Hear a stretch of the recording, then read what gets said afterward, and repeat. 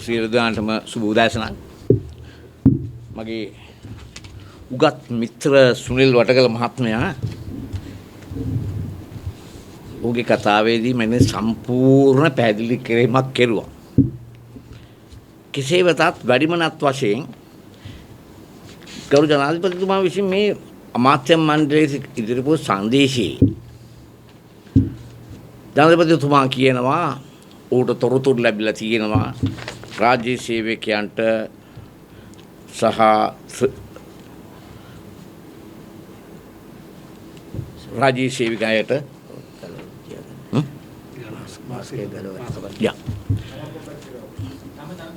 නම මගින් නම ගදාලි හුසේන් වෘත්තීය නීතිඥ හිටපු මානව කොමිෂන් සභාවේ කොමසාරිස් මද මේ කරුණ සම්බන්ධයෙන් මගේ උගත් මිත්‍ර සුනිල් වටකල මහතා සෑහෙන පැහැදිලිමක් කෙරුවා. ඊට වැඩිමනත් වශයෙන් මම මේ කැබිනට් නිර්දේශය බැලුවම ගරු ජනාධිපතිතුමා කියනවා ඔහුට තොරතුරු ලැබිලා තියෙනවා රජයේ මේ මූල්‍ය අපරාධ විමර්ශක කොට්ටාවේ මේ ජාතික විධායක සභාවේ සහ දූෂණ විරෝධී කමිටුව නැමැති නිල නොවන දේශපාලන සංවිධානයක් මගින් දේශපාලන පරිගැනීම් කෙරුවා. එහෙම නැත්නම් හමුදාවේ නිලධාරීන් එසේම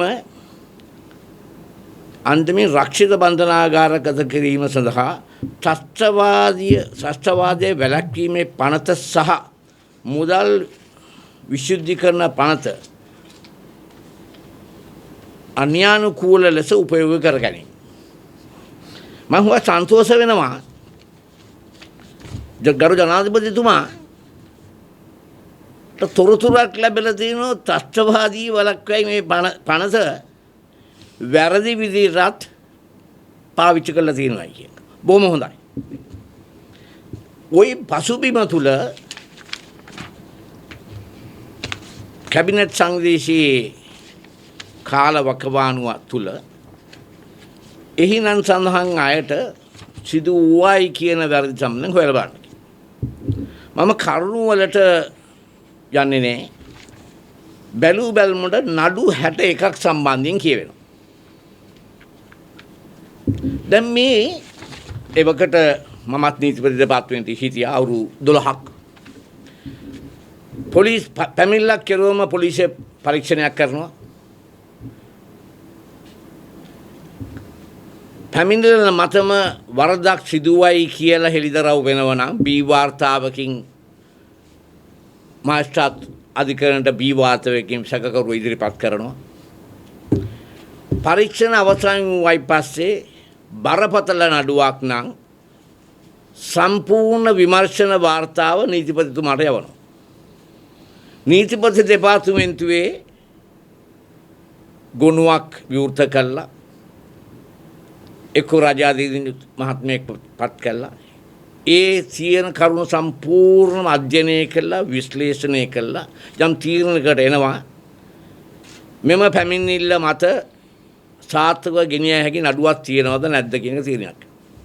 ඉන්න අනතුරුව පොලිසියට උපදෙස් දෙනවා මහත්තාත් උසාවියේ නඩුවක් ගොනු කරන්න. එහෙම නැත්තම් වරද බරපතල නම් නීතිපතිතුමා විසින් අධිචෝදනාවක් ඉදිරිපත් කරනවා. අධිචෝදනාවක් ඉදිරිපත් කිරුවෙන් පසු නියමිත මහාධිකරණයක නඩුවක් මෙහෙවා. පැමිණිල්ල සහ විත්තිය සාක්ෂි ඉදිරිපත් කිරීමෙන් අනතුරුව අධිකරණයෙන් තීන්දුවක් දෙනවා. ඒ තීන්දුවට අතෘප්තියටපත් පාර්ශ්වයක් ඉන්නවා නම් අභියාචනා කිරීම අහිලවල සුප්‍රීම ශ්‍රේෂ්ඨාධිකරණය දක්වා යා හැකියි. දැන්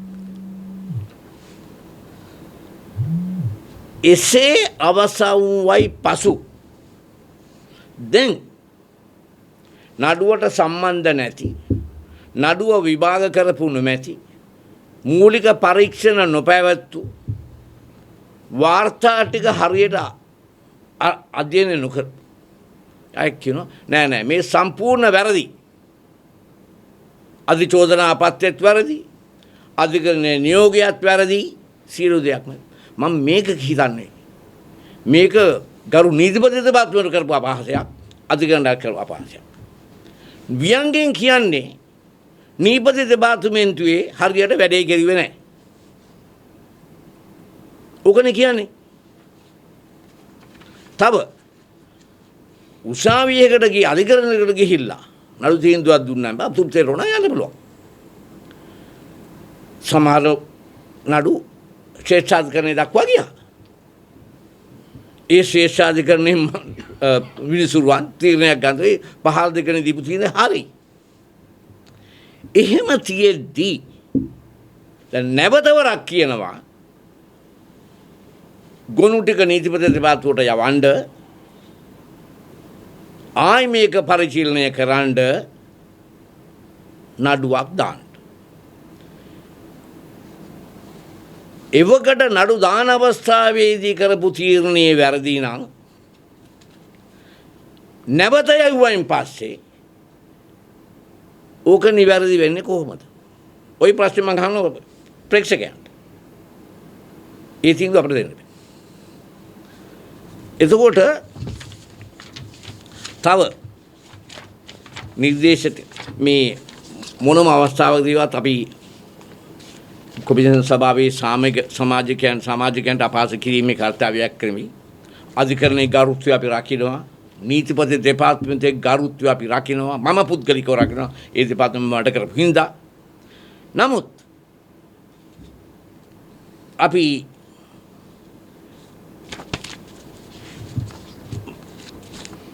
මේ වාර්තාවේ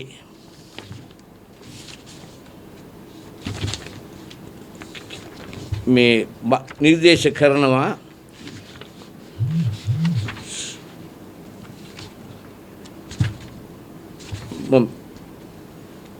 ව්‍යවස්ථාවේ දෙන ලද දියුරුමට පටහැනිව ඒ සම්මාය කටයුතු කළා.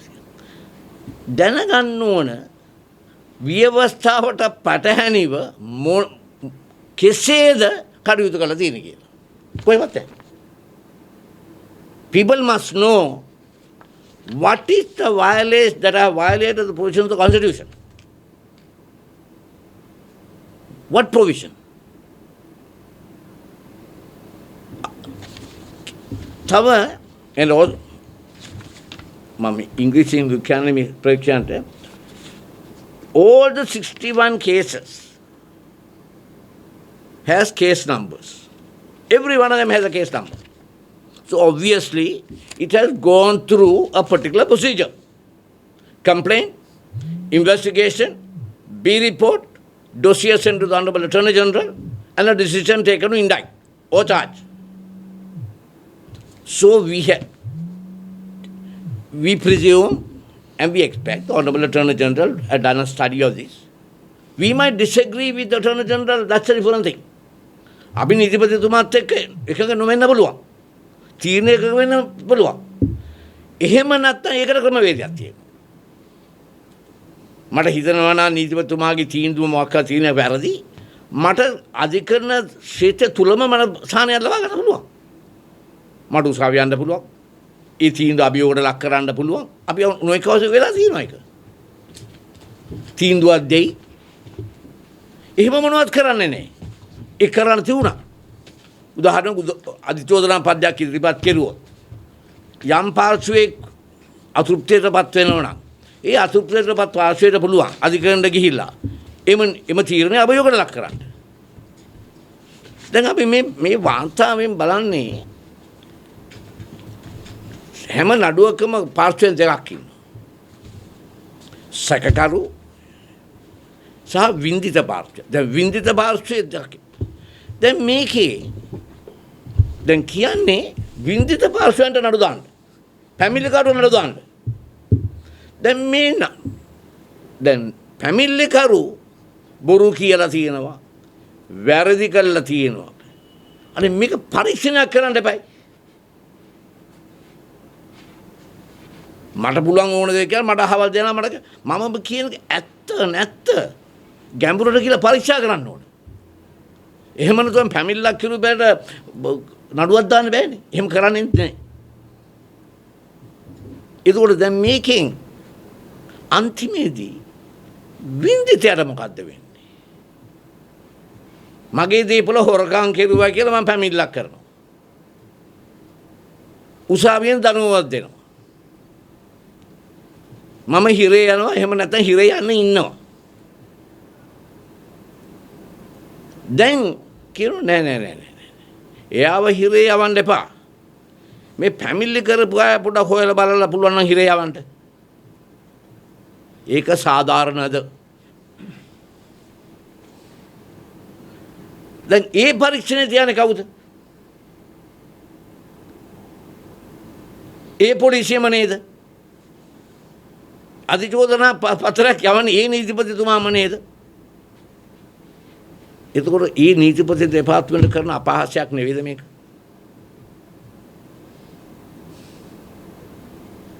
ඉතින් මේ මම අපි ප්‍රජාතන්ත්‍රවාදයේ සම්බන්ධයෙන් ඉදිරිපත් නීතිපති දේශපාලනේ නෙවෙයි.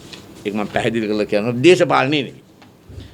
අපි සියලු දෙනාම රටට ආදරේ දේශපාලනය අගය කරනවා ප්‍රජාතන්ත්‍රවාදයත් අගය කරනවා. නමුත් අර රුවලක් නැති නැවක් වගේ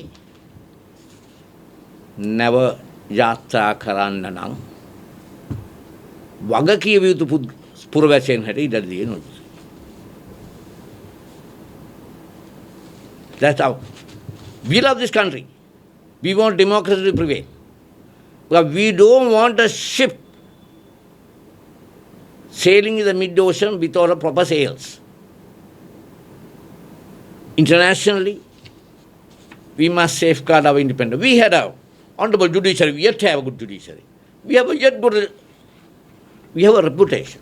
We cannot let that ruin. We can't just live for the day and forget about tomorrow. No. We have to live for tomorrow. Generations to come. Our children must live. People must live. And the system must go. And we are responsible citizens. We cannot allow this country, irrespective of party politics, go into a dark abyss. System must prevail. Decency must prevail. It doesn't matter whether A, B, C or D. No. System must prevail. I think that is our job is to see that system. It doesn't matter who becomes president, who becomes prime minister. No. It is Sri Lanka and Sri Lanka alone that should succeed. That's exactly. Now, අද මම පත්තරේ දැක්කා Times පත්තරේ ශානි අබේසේකර මහත්මයා සාක්ෂි දෙන අවස්ථාවේ ඇඬුවයි කියලා ඔහුට ලැබිය යුතු වැටුප තාමත් ලැබිලා නැහැ දරුවෝ බඩගින්නේ කියලා. එයට පිළිතුරු මම ප්‍රේක්ෂකයන්ට දෙනවා. අද මේ පත්තරේ දැක්කුවේ. එයට හේතුව ඇයි හොයලා බලන්න. අද පත්තරේ කියපු දෙයක් මේක. Who is responsible? Shani Abeshekar shed tears before the commission saying that he is not paid his salary and his children cannot live. Is he a victim of circumstances? Is he being punished before a trial? What it is, I leave it to the audience, to the reader. So, overall, with all respect to the commission, what I feel, this is an indictment both on the judiciary and the Attorney General's Department. Yes. The indictment. I say so with utmost respect to the judiciary and to the Honorable Attorney General's Department. I stay there. We might disagree with the AG Department. We might disagree with any judgment. We might disagree. That's our right. But we, none of us, will go to the point of acting in contempt of those. No, we will never do that. And we will not allow that. We will safeguard that. So our concern is, why this? Or else, එහෙම මේ දනඩු තීන්දුව. මේ ටික විතරද මේ රටේ 48 ඉඳලා අද වෙනකන් වෙච්ච අසාධාරණ ටික. එහෙමනම් 40 නිදාසෙන් පස්සේ අද වෙනතුරු වෙච්ච දේවල් මේ ටික විතරද? පිළිතුර මම දන්නේ නැත. මෙසෙක් කල් මේ මාස 6ක් ඇතුළත මේම විහසනයක් උඩා කරුණා කරලා සොයා බලනු. ඒකද අපි කියන්නේ. ඒට පිළිතුරත් මම ප්‍රේක්ෂකයට දෙනවා. ඉතින් අපේ යුතුයකමක් තියෙනවා රට රකින්න, ප්‍රජාතන්ත්‍රවාදය රකින්න, සීලාචාර ශිෂ්ට සම්පන්න සමාජයක් ඇති කරගන්න. It's our duty to safeguard this country, safeguard democracy, and establish a decent society where every one of us can live respecting each other, irrespective of caste, creed, religion, or status. Thank you.